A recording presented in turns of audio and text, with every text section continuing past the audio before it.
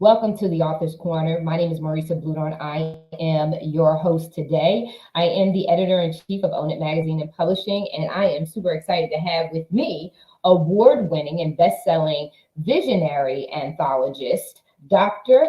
Paulette Harper. Thank you for taking center stage and owning it with me. We are here today to talk about your newly published book, When Queens Rise. This is a powerful book, powerful cover. We'll share the cover a little later on in the show, but I'm really excited to have you here today. This is not your first time up at the rodeo. You have done this, countless times. You have brought authors in, both men and women, to take center stage and own it. And these are some deep titles that you have.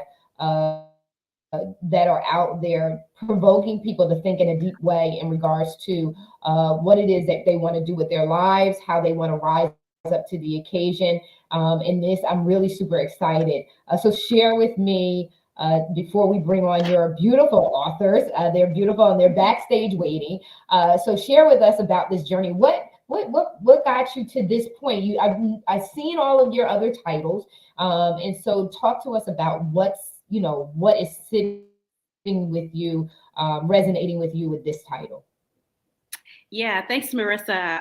I'm really blessed to be able to be on today and celebrating, really just celebrating these amazing queens who said yes to this process, yes to sharing their story, and celebrating our great accomplishment of, releasing our book on on this past Tuesday. So this is really a celebration for all of these women.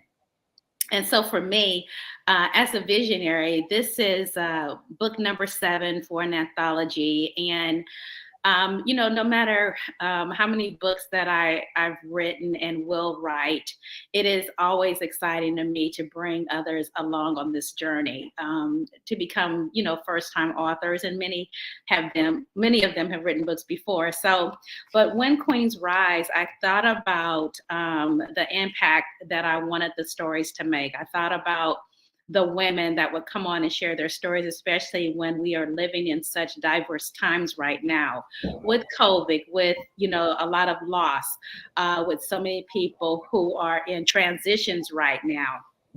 And so when Queens Rise, these are 10 stories from 10 women, and our purpose is to rise over adversity, to rise over circumstances that have and would have taken us out, is to rise up above, not just being normal, and looking at life in a different perspective and learning how to be on top of of things that have tried to keep us down. And so, when I'm thinking about, these stories and the women who've written these stories, we're talking about each captivating story will inspire hope and provide a pathway so other women can rise to their own power. And so I believe that these women have done this. I believe they rose to the occasion. I believe that these are stories that are not only going to transform other women, but these are stories that are going to be impactful. And so they're sharing their experiences, their insights, their lessons that will help other women who are struggling just like they did, and to inspire them to, discover deeper truths about themselves. And I believe that these authors have done an amazing, amazing job in sharing their stories. Yeah, it's you said it. It's the thing about life is always going to throw us challenges, and it's how we rise up in the midst of those challenges and keeping our character in check. And so without further ado, I want to take center stage and own it with your authors. We have Christina. Come on, Christina. We have the healing coach, Helen. We have Lily. All right. We have Donna, and backstage, Choice. Come on. Ladies, we're so excited to have you taking center stage and owning it with us today in your new experience. Woo, hold up, wait a minute. Yes, it's a time of celebrating. Challenges come, and I'm not sure how many of you are first time at this, or this is one of the you've done this before, but share a little bit with us. And I'm going to start with Christina. What made you decide to? Is this your first time? And what made you decide to share your rise up? So this is actually my fourth book that I've been in.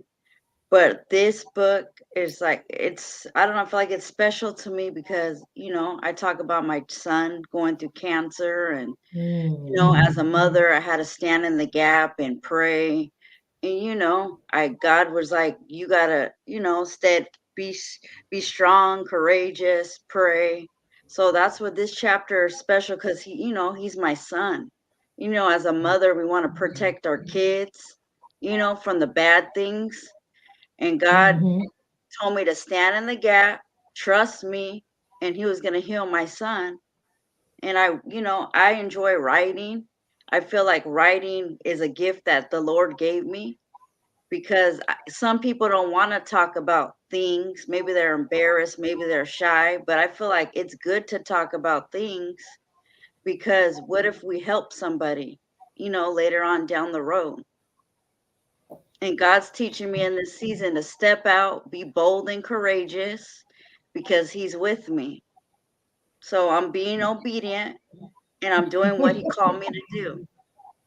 Yeah. And you know what it really is? It's like David danced out of his clothing. He was not embarrassed. He was like, I love the Lord so much that I really don't care about what anybody else thinks, that I'm going to worship him. And you said a lot. You said a lot about being transparent. We are walking epistles, we are live epistles. And if we don't share our testimony, others won't get through their test. And so it is important for us to, at a certain point in our lives, to really it not be about us.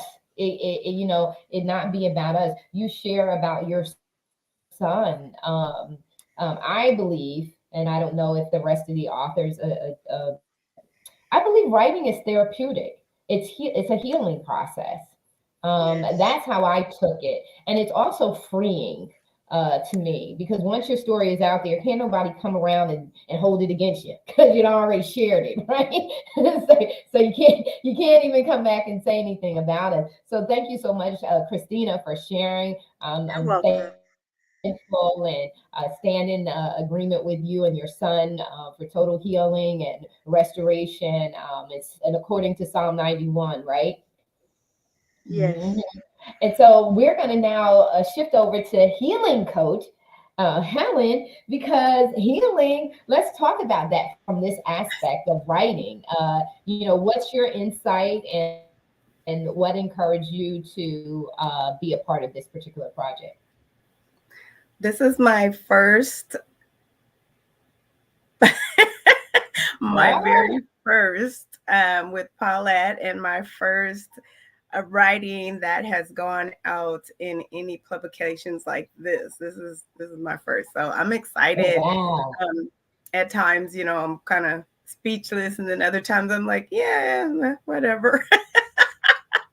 But writing is therapeutic. Yes, indeed. I do journal. I journal a lot.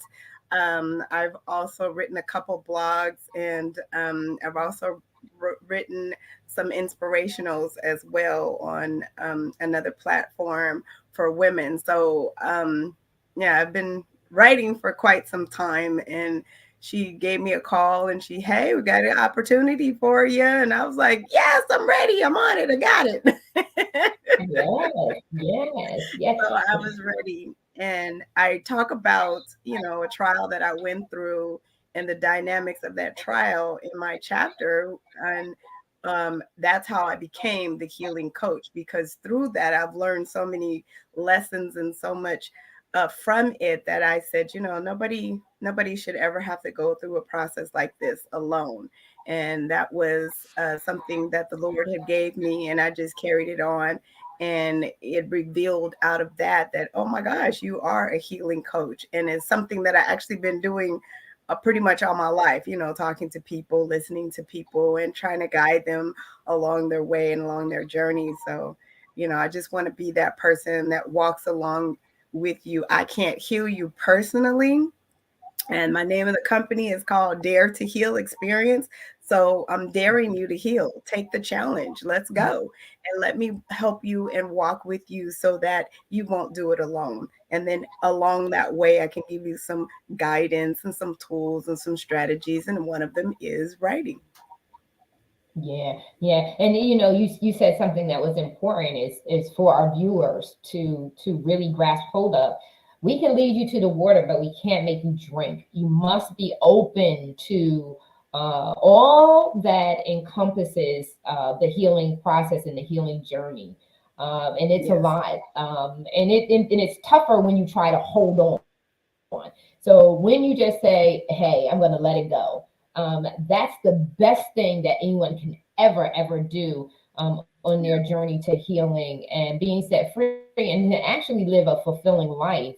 And so, Lily, you are up in journaling, Helen, just to share with you. Journaling is preparation for writing. So now you have all the content in the world. You just got to organize it and structure it and clean it up. Because if you I journal, agree. you're a writer. You are a journalist, right? You're a writer. Lily, you are up. Talk to us about your experience. Is this your first time? Is are you an experienced writer? Share with us. No, this is definitely my first time, and I've really enjoyed the experience. I've learned a lot from these wonderful women that um, God granted me this project to share with. I'm actually a middle school teacher, and the story that I shared was my experience in middle school and how the things that transpired at the age of 13 really kind of defined who I was and the Mm, power of knowing who you are. And I was at a Christmas party actually 2 nights ago, and a friend of mine shared with me that when she read my chapter, she just knew that she had to allow her daughter to read the story as well, because she was going through something very similar in her childhood right now. And I love that. I mean, the kids that I work with, I see on a daily basis, and they struggle with peer pressure and letting words of others affect them. And whenever I was writing this story, it just kind of flowed out. Whenever I was thinking, like, what do they need to hear about struggles and how you overcome them with my right. story? So that is really what inspired me to do this. Is the kids that I teach. Being a mom, I just the power of finding out who you are and the strength to get through any situation at the end of the day is it's powerful. It's so important, and we have such a catastrophic identity crisis here. Right. And I think what happened was a few generations back, we threw the baby out with the bathwater in regards to intentional parenting, and understanding how chores and daily activities and accountability really played a role in maturity level and identity, that children want to be. So the work that we do is about legacy work too. And so what I really love about this project, and for those in the audience who are just chiming in or joining in, and you're saying, what are these people up here doing and what are they talking about? We're talking about Dr.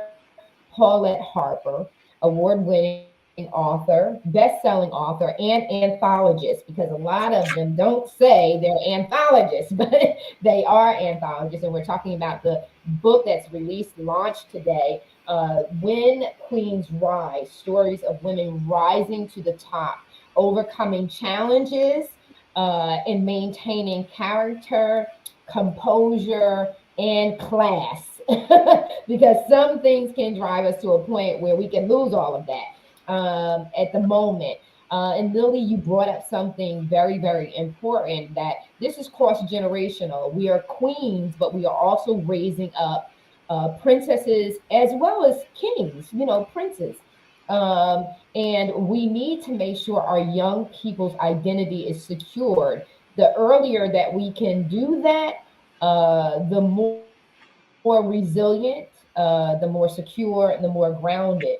So this book Lily just said, is not just for the women, it's also for young women as well. And so that's another audience that you're capturing. Donna, you are up. Talk to us about, is this your first time at the rodeo? What has been your experience along this journey that you would like to share with the audience? Thank you, Marissa. Thank you for having me on. I'm a two-time best-selling author. So I am so excited. This experience has been truly therapeutic. I am also a journalist and have been journaling since I was probably about 20 years old. I journal dreams, journal ideas, I journal my daily thoughts. And so it has been amazing. And to have, I call her Pastor P, as a coach has been amazing. It has really, truly helped me. And my chapter is about the little girl in me who spoke and believed what the enemy said about me. I could show up with my pearls. I could show up all dressed up, but on the inside, I was feeling inferior and less than. So I knew how to put on the face, but really on the inside, I was already defeated when I walked in the door. That's the way I felt. And so though I didn't tell other people how I felt, I knew on the inside, and I repeated what the enemy was telling me about who I was and my self-worth. And so I did his job. And so in this book, on my chapter, I realized that I am more than that. I am a queen. I let women know that they are the daughter of the king, that you got the DNA on the inside of you, and we don't know that. And so you need to know that. And so what my job is to help other women, pull them up, let them know who they are so that we can walk together. I'm very much like Lily. My whole life, I felt a little inferior. I don't know. I can't pinpoint it to one particular time, but I knew it and I did it. And now I feel like as a woman, I am actually growing up and I'm able to feel like I'm worthy.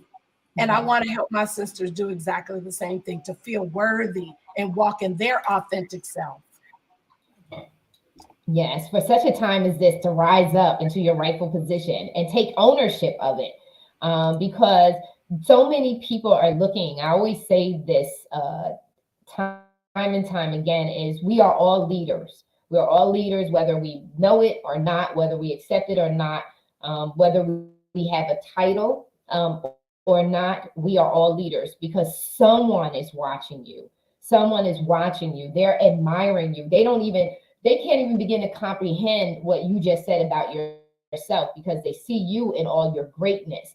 And they're looking to follow after your footsteps because you inadvertently are the guide for them.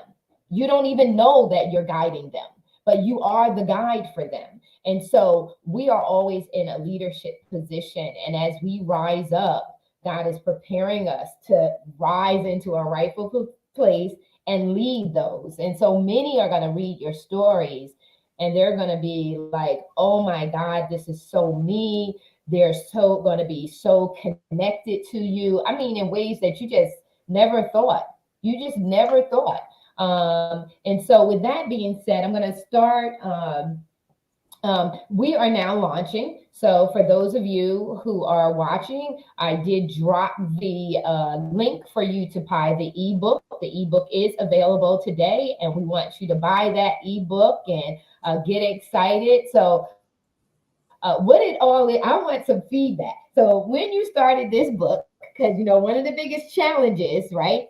And it seems like there's a theme line, and then I'm going to get back to you, Choice, because I don't want to forget. There's a theme line that says, hey, we're believers, we're believing. And so when you get ready to go out there, and you get ready to step into all that God has to say for you, and you're rising up as his queen, I want to charge you. So think about this as we go to Choice, because I want to touch her for the first time.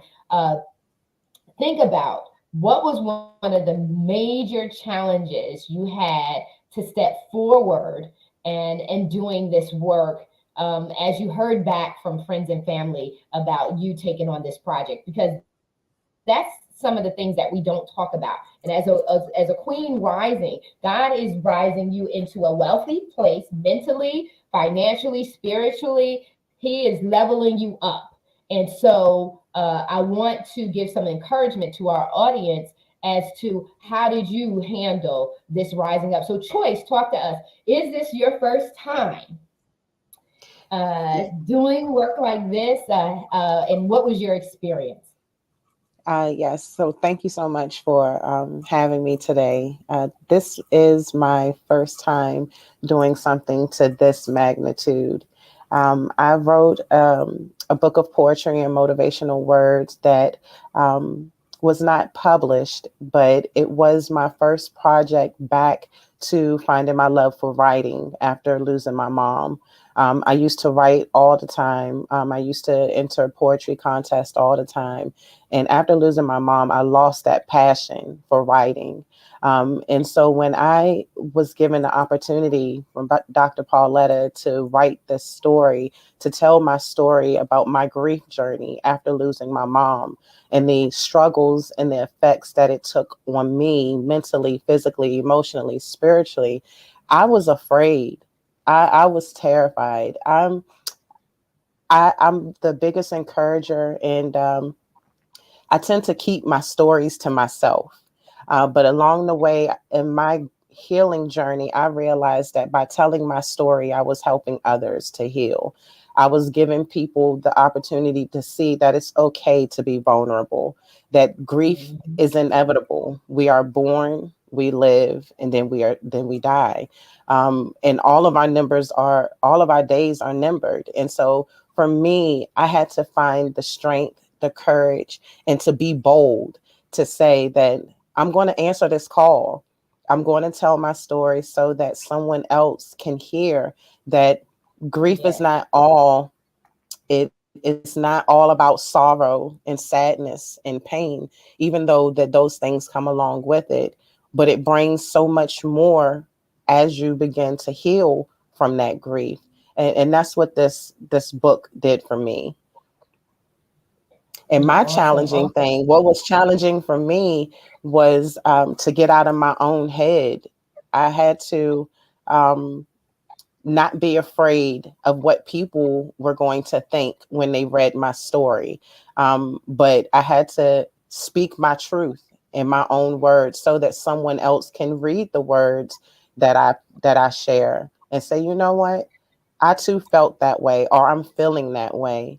And look at that queen, look at Choice, look at Donna, Lily, Helen, Christine, and Dr. Pauletta. Look at all of us.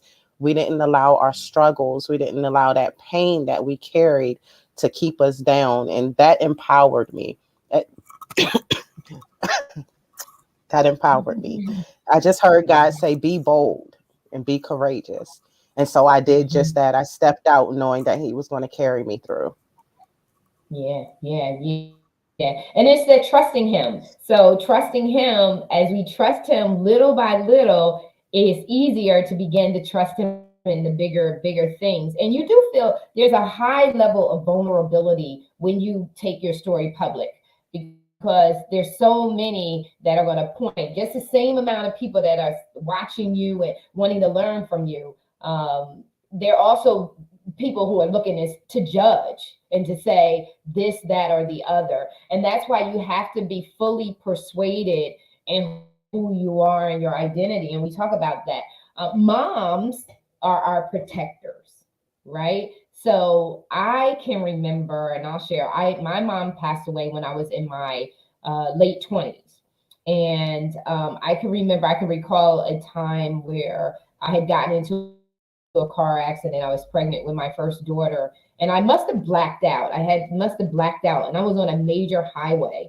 It spun across all 3 lanes into the dirt bed. You know how they have that dirt bed along the side of a highway spun. I'm in her white, beautiful Tornado. If you're familiar with an Oldsmobile, Tornadoes were gorgeous, white, red interior. I was fine until I saw my mother. And when I saw my mom, I freaked out. All the tears, everything came. So Choice, I could really relate to you in regards to when you lose your mom, there is a level of nakedness that you feel. She was always the one who affirmed whether I was on the right path or not. And so I can relate to you in that feeling of the absence of her presence. And so that's major. And so I'm glad that you've overcome and that you've moved forward, because she wants to see that explode in you. She wants to see that explode in you. She wants to see her baby take center stage and own it, the good, the bad, the ugly, and indifferent, because we're always going to have them. We're going to have those high moments, we're going to have those low moments. So talk to me, Dr. Harper, in regards to when you started off this journey. Oh, and let's show that beautiful cover. My God, that is a stunning cover. Isn't that beautiful? Woo! When Queens Rise, stories of women rising up to the top. That is such a beautiful, stunning cover.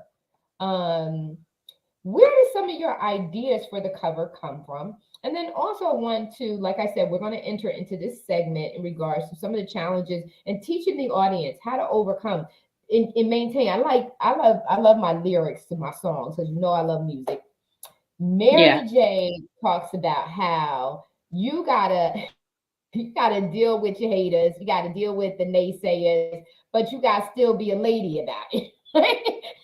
She's very clear in that. And so when we go back around, I want to talk about the importance of when you get to this level, when you are rising up as a queen, how do you, I always say a queen never rises from her seat.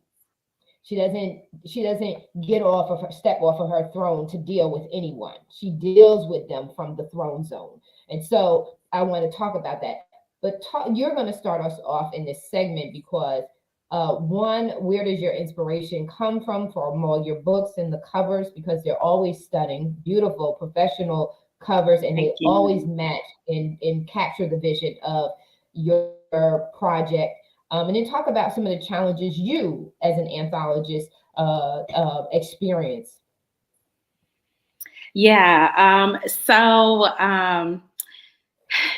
For the inspiration, I know it's cliche to say the Holy Spirit, but that's just the truth of the matter, but still, he can inspire us to do certain things, but we have to have the willingness to want ahead and move in that. And so I've always wanted to have a platform to bring other women and even some men along with me on this journey, because there are a lot of people who don't want or not ready to write solo books. And so this gives them the opportunity to just write a chapter. And so I'm inspired by when I see first timers, Helen and Lily and Choice and other authors that I've worked with who are first timers. And as a visionary, I already see the end result. So I already know I'm going to get them there, but they don't know. Right. And they trust me in this process. And for them, it's a mystery. For them, it's a surprise. And so when I see that I've made them happy and I've tried to provide a very powerful experience, being an author, being a first timer, being a best-selling author. Come on now, best-selling author, because when I go into this, my goal and aspiration is to give them the best experience, to not limit their voice. They share from their heart, they share their truth. And for me to give them a platform so that they become best-selling authors. And so that's my goal. And so they inspire me to keep moving in this direction, And so, I want to make sure that, the audience knows that this is a celebration for these authors. We're here to celebrate what God has done. We're here to celebrate this book. We're here to celebrate these women, these great queens, their accomplishment, the fact that they pushed, to be best-selling authors. We achieved that, in many different categories. I don't take those things lightly, and we have to do it as a group. This is a collaboration.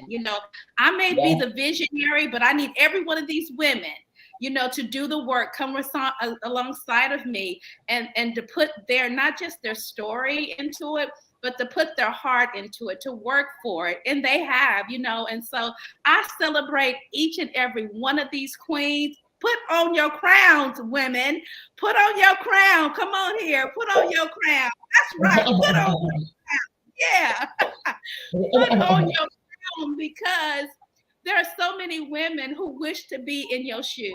There's women who are on the sideline who are waiting for you and I to arise, to step up to this occasion, to show them that they can arise too, And so, when we are talking to each and every one of these authors, I want you guys, share what your chapter title is. Don't forget that, share what your chapter title is, and let the audience know, the impact of your chapter, and the fact that you're just not a author, but you are a best-selling author. And that says a lot, and I applaud all of you for taking this journey with me, for allowing me to coach you, for trusting me in this process, because I know as a coach, I can send your chapters back to you. Oh, do this, do this, do this. I know that's me.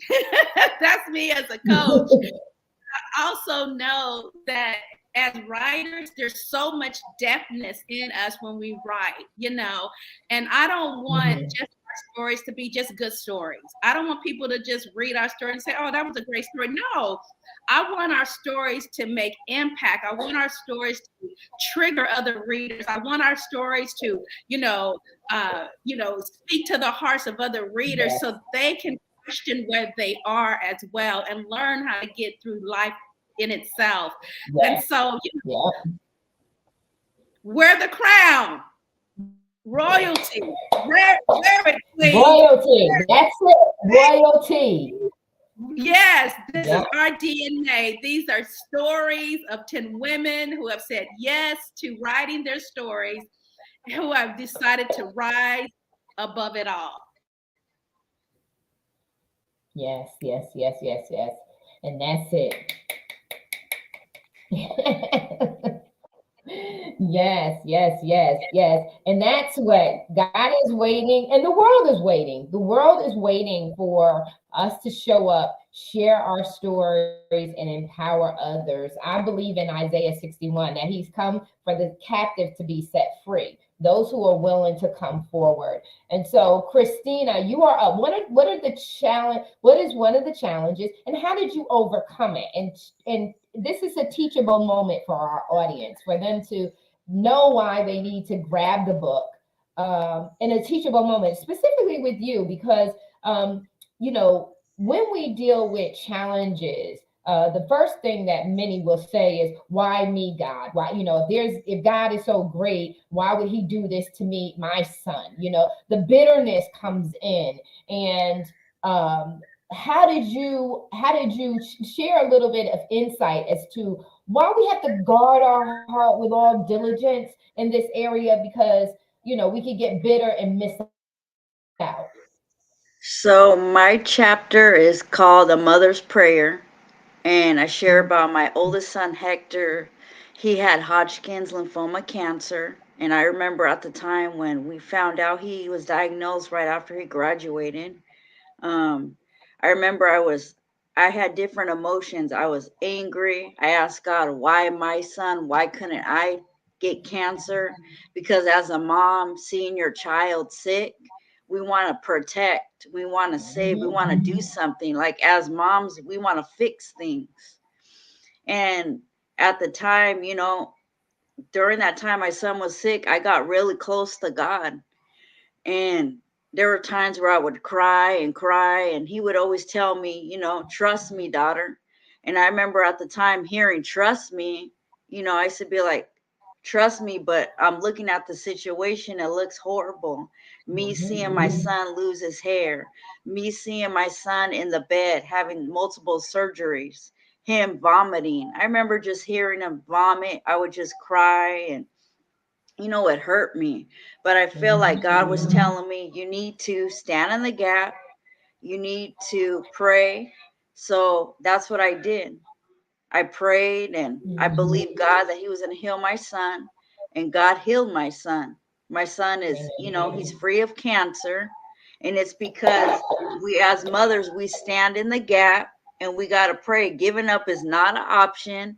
And the enemy was in my ear. The enemy was in my ear whispering, your son's going to die. Why are you praying? Where's your God now? But I remember I got so upset, and I was just declaring his promises, declaring what God said. And you know what? I look back at that trial and I say, thank you, Lord, for that trial, because it did something in me.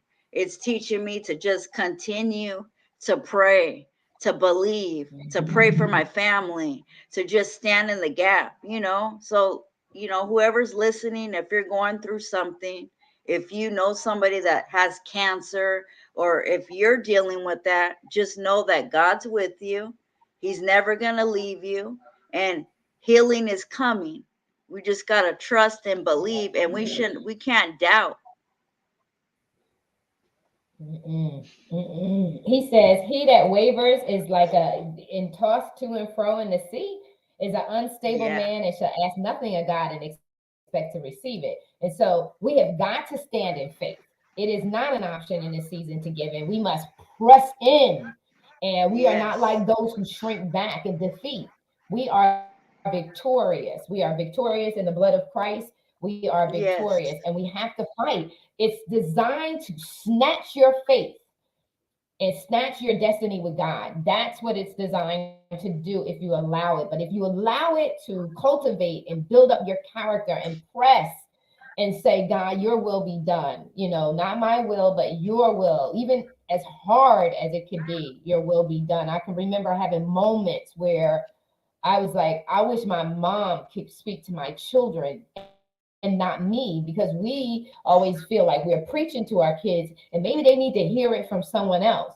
My mom was not around, and I could have easily gotten bitter, indifferent.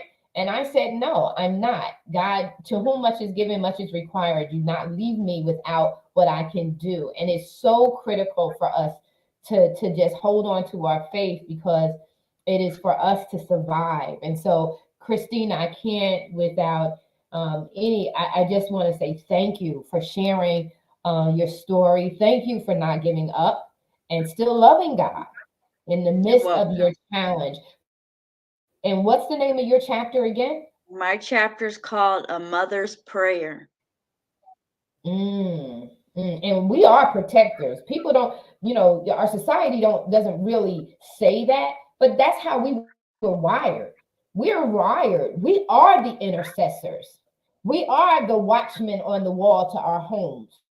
We are the ones. And so we are the ones who sit between porch and altar, crying out to God, say, pour out your power, your anointing, all of that onto our children, our next generation. So we are that. And so I just applaud you. One more time, what's the name of your chapter? My chapter is called A Mother's Prayer. Beautiful, beautiful. A mother's prayer. And again, I'm going to flash that cover up because we need to show it because it's so beautiful. For those of you who are just chiming in, we are talking about the newly released best-selling, not Amazon #1 bestseller, When Queens Rise. It's almost like that Esther. Going before the throne, the king's throne. Helen, you are up. Let's talk about a challenge that you faced in dealing with this project and how you were able to overcome it. Okay, my chapter is called My Forever Love. I didn't have a challenge in writing it because I had been sharing my story here and there in different areas and different avenues. And it talks about a dream being crushed. It talks about having an issue in finding my forever love and finding it where I was looking for it. It was not there, but it was in the Almighty God Himself. So it started when I was a teenager, when my father left. So when that happened, my thought was, I need to find somebody that will continuously love me and love me forever. And of course, unconditionally, but as a teen, you're not thinking unconditionally. And then also, even though I knew God or knew of God, I didn't have a relationship with God. And the relationship started throughout my years as I went through trial to trial and, leaving one person and one person leaving me and going on through life. And this chapter talks about a little bit about the abandonment issues. It talks about your dreams being crushed, and it talks about what you believed God for and how he put two people together and how it came apart and why did it come apart. And in that process, you're also dealing with more dynamics, more trauma being stacked on top of one another. And how do you get through that?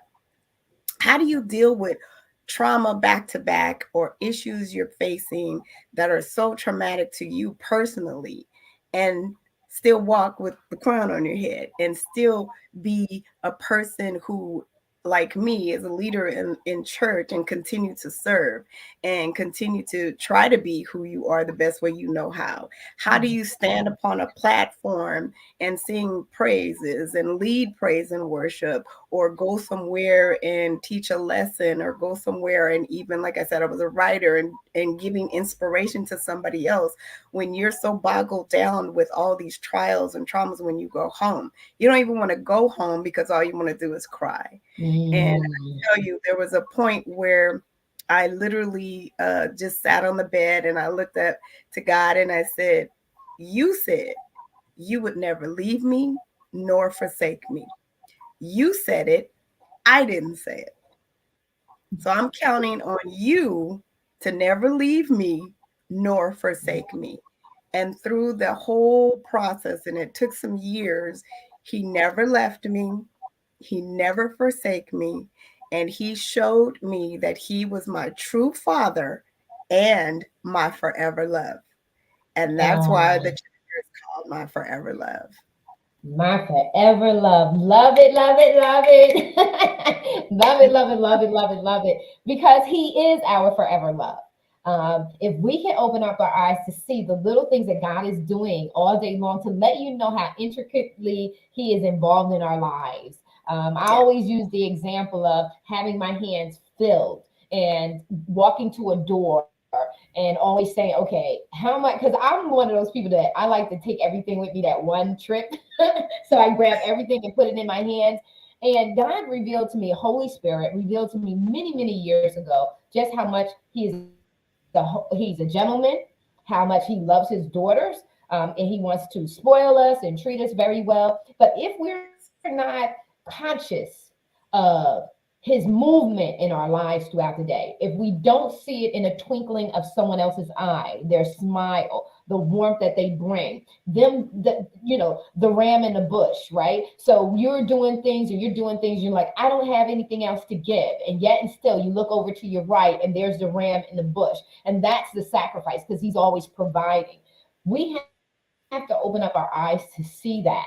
And that's beautiful that you said, my forever love. And because it is about that relationship that we take the time to build with him consciously. And so, Helen, that's beautiful, beautiful, beautiful, beautiful. Lily, I'm looking to you, sis. What's going on in that mind of yours? What was your challenge, and how can you share with the audience how you overcame it? Thank you.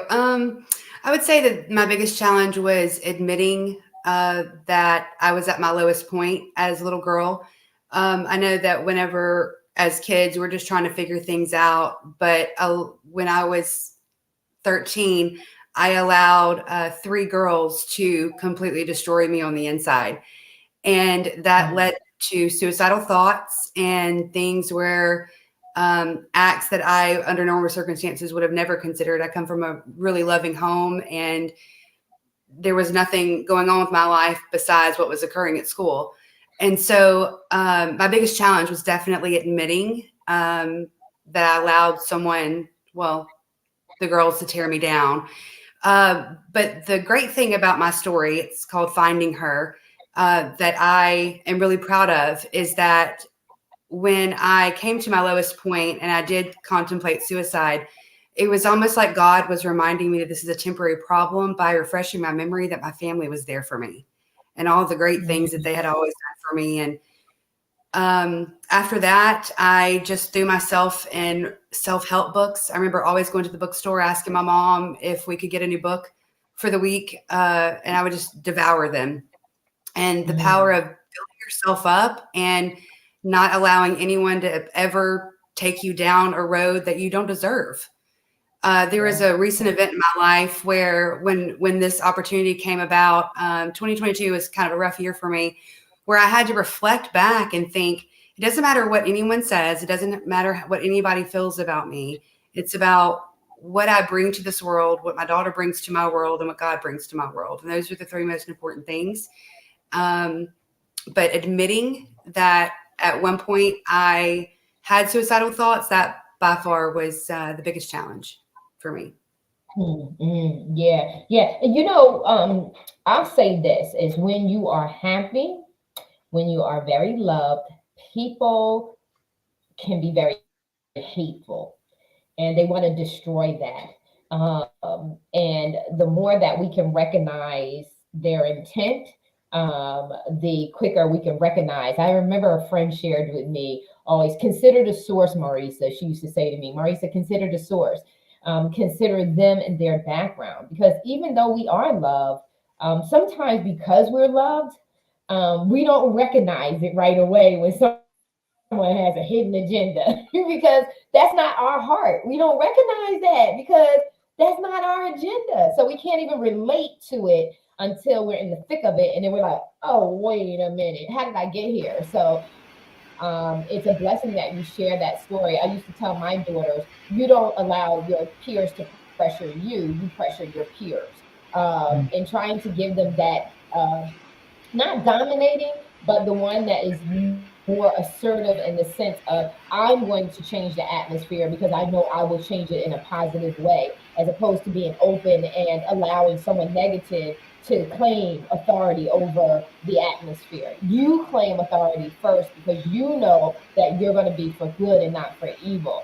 And so was very, because I dealt with bullying when I was a kid myself in my adolescent years. Very optimistic person I was. I'm very happy-go-lucky. In my household, my family was very loving, but it was a little dysfunctional. But I was still very positive, and that's what made me consciously say to my daughters, you do not have to allow anybody to pressure you. You pressure them because of knowing who you are, and you have to be fully convicted in that. And while I can learn from that, my children, because they didn't have that experience, they had challenges grabbing that concept, but I made sure that it was a conversation that I had with them so that they would be at least aware early on, as opposed to allowing them to impact it. So your name of your title, your chapter really is? Finding her. Finding her. Finding her. Awesome. It's so powerful. It's very subtle, but so powerful. Finding her, taking the time to know thyself. Donna, you are up. The the challenge I had with writing was probably most about being transparent, about sharing a part of my life and my story and my heart that not many people knew. When I shared it, even with my husband didn't even know, and we've been together since we were 14 years old. So because of that, that was probably the hardest part, is what would people think, or what would they think of me? I was also in corporate America for 30 years. And part of my leadership style, part of it probably was a little different because of the way I felt on the inside. Like I said, it's easy to show up and look like you've got it all together, but it's another thing to let God heal you on the inside. So your insides and your outsides match up. So the name of my chapter is When Queens Rise, God Smiles. And the reason why I named it that is because when we rise, and I'm trying not to cry. God knows that his daughters didn't give up, that you kept Yes. going in spite of what was going on or how you were feeling. What I'm trying to teach you, daughter, you got it. You And so got he it. smiles. He's looking at us. He's like, you got it. Now teach You somebody got it. else how to get it. Yes.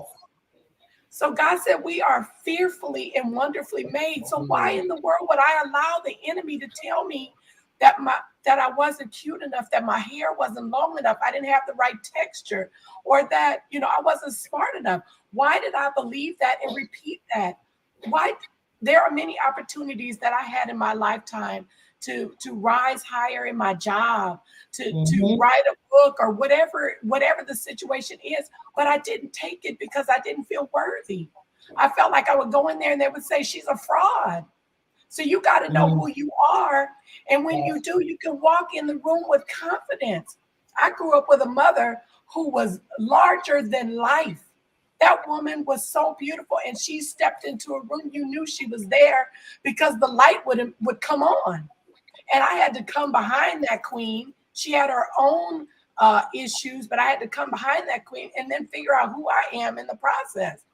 So what I really didn't realize is that I didn't have God for myself. My mother had her version, my dad had his version, my brothers had their version, but I needed to find out who I was in him myself. And once I did that, I started to heal. So the difficult part was when Pastor P, Dr. Paulette, came into my life and said, you need to write a story. It's like, who am I to tell a story?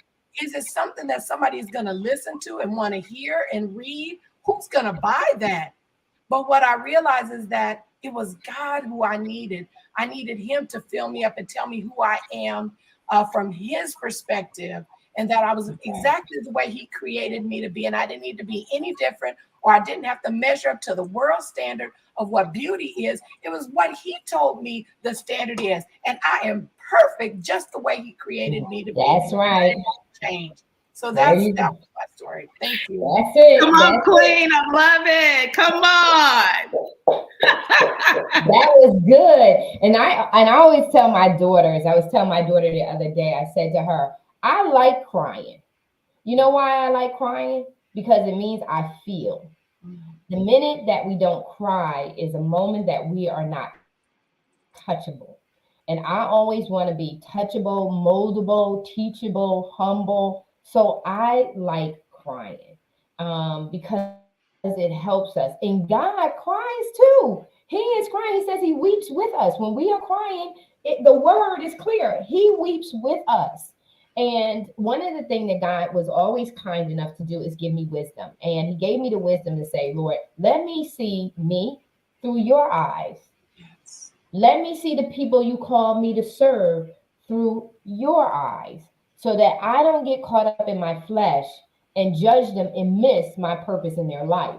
And so that's one of the things that helped me to rise up, was like, Lord, let me see your children, your people through your eyes, so that I always operate from a place of love, And so this is amazing. And the name of your chapter is, again, When Queens Rise, God Smiles. Isn't that beautiful? He says, don't be worried. He says, I perfect those things that concerneth you. I ain't worried about being perfect. Who cares? I am perfecting that. You worry about them people. He says, I will make your face like flint and your feet like hinds feet. Right?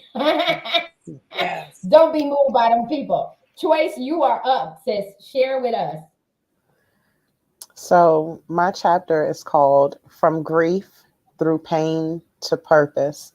And with this, the most challenging thing for me was to talk about my struggles, the grief and the burdens that I carried by myself, as well as the grief and the burdens that I carried of other people. I was afraid to speak about my loss because I was afraid of reopening up the wounds and those things that I thought I was healed from.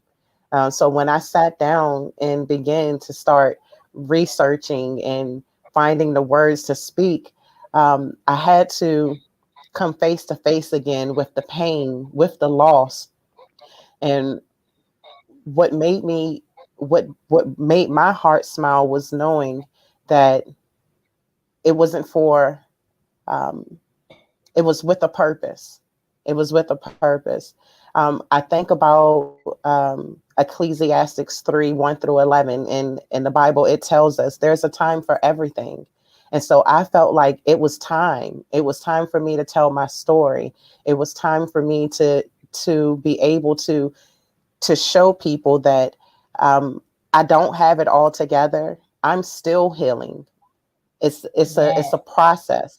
But although I'm still healing, I've come far enough to be able to also help you heal, to also help you to identify with those things that grief causes you to feel and not be afraid.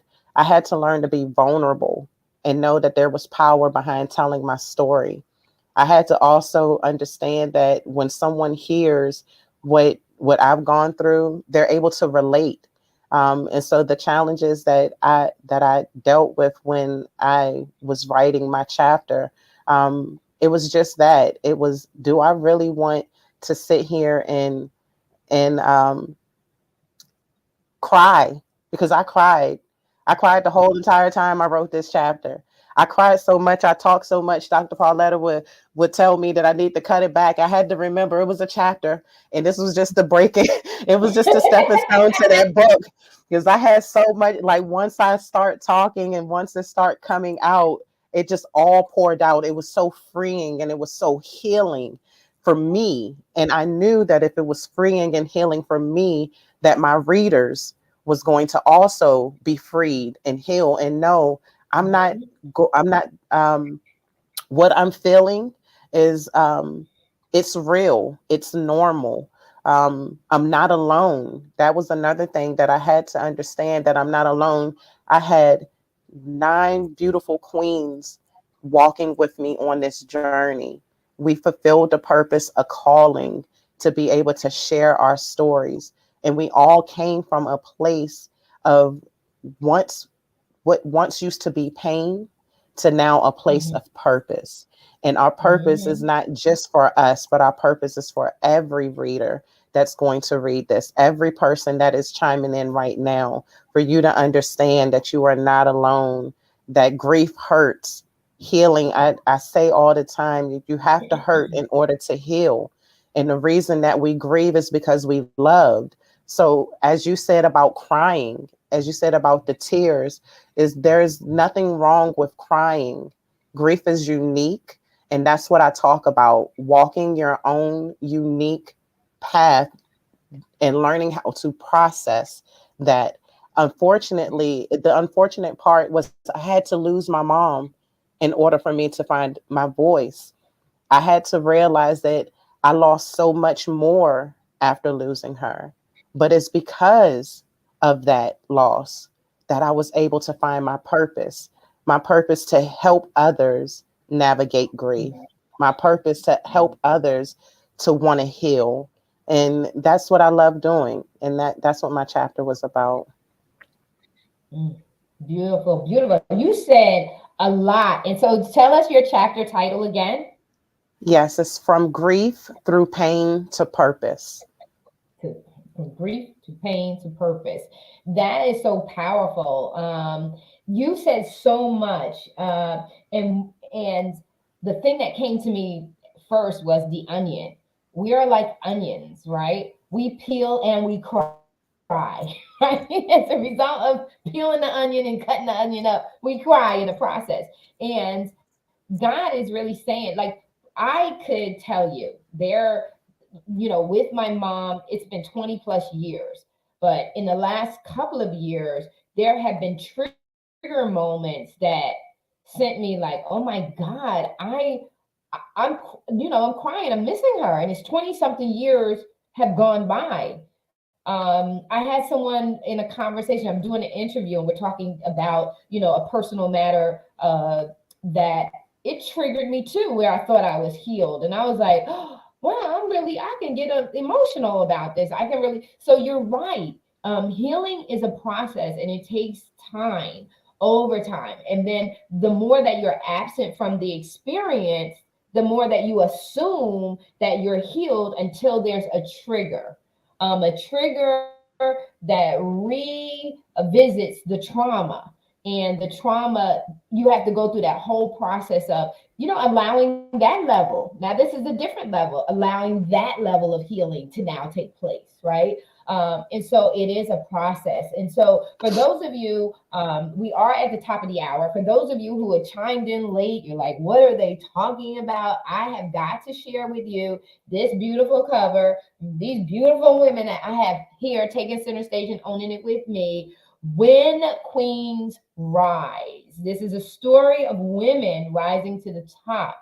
And today they've shared their hearts. They poured out their hearts to the audience and shared their experience along this journey. They share with you chapter titles, and I have shared with you the link to purchase the ebook. So make sure you go online right this very moment. Go to Amazon. The book is When Queens Rise. The visionary author, anthologist is award-winning Dr. Paulette Harper.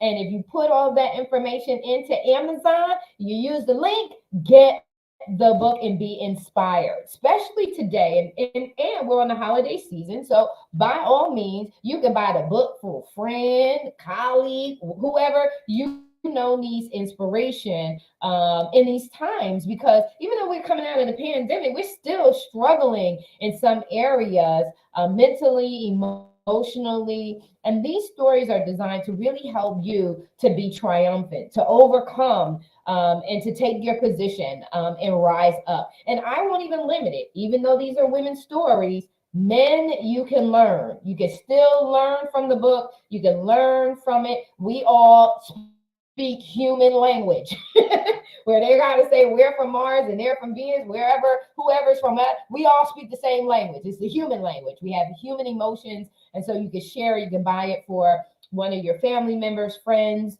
and like we said, this is cross-generational too. So your teens can benefit from these stories as well, as they're trying to find their footing on overcoming some of the pressures that life may have for them. And so Dr. Harper, I would like to let you end and add your closing remarks or thoughts. Yeah, in addition to it being on Amazon, I want those of you who are, watching us today in this amazing celebration of these powerful women, I want you to purchase the book from them. Okay. I want you to go to their website. I want you to get an autographed copy from them. I want you to promote them as well as you purchase these books. For me, I'm elated, and I see, the authors' faces, and I know they're elated as well, because we got here from just a thought, an idea, from just, a passion to share the story. And to get here to this place where I did say we were best-selling authors, right? I did say that, right? So I just want to make sure that the audience is listening to this visionary, okay? That we did it, okay? We did it on Tuesday, and so that in itself is so amazing, the accomplishment, and every one of these women, and even the ones that are not, here today, they accomplished something so major. Nobody could ever take this moment away from you, these 4 months away from you. Nobody could ever take your experiences away from you. You can brag about it. You can talk about it. You can show your book, okay, and get the sticker that says #1 Amazon best-selling author. Come on now. Yeah, okay, for such a time as this. And so I celebrate these women, I celebrate the connection. I celebrate the collaboration. I push these women. I know I did, but you see, Donna, you see the results, okay? You see the results. And so I just encourage them to keep moving in what they're purposed to do, and just don't let it stop here. There is so much more for us to do, so many more lives that needs to be changed and whatnot. And so we can go from this celebration, we can go from this journey to just say, thank you, Lord, for this process. Thank you for those trials, for those tears, for the grief, for the bullying. Thank you for the tests that I've gone through, because now I have some proof that I'm a queen and I have risen. Yeah. I wear it proudly. Yes. Yes. Yes. Yeah. You Yes, yeah, yes, love. yes. Love. Look. I ain't got nothing but love. I ain't got nothing but love.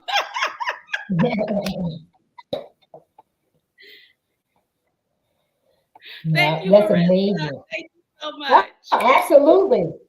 Absolutely. Absolutely. And thank you all for being here. Thank you for taking center stage and owning it. The good, the bad, the ugly, and indifferent, and knowing that you are super victorious. You are super victorious. And so that's going to end our show. It was so exciting to be here. I'm wishing you all the best, and you're always welcome to come back on to Own It and share your story and all the other projects that you may be endeavoring into the coming year. Have a Merry Christmas. We are out.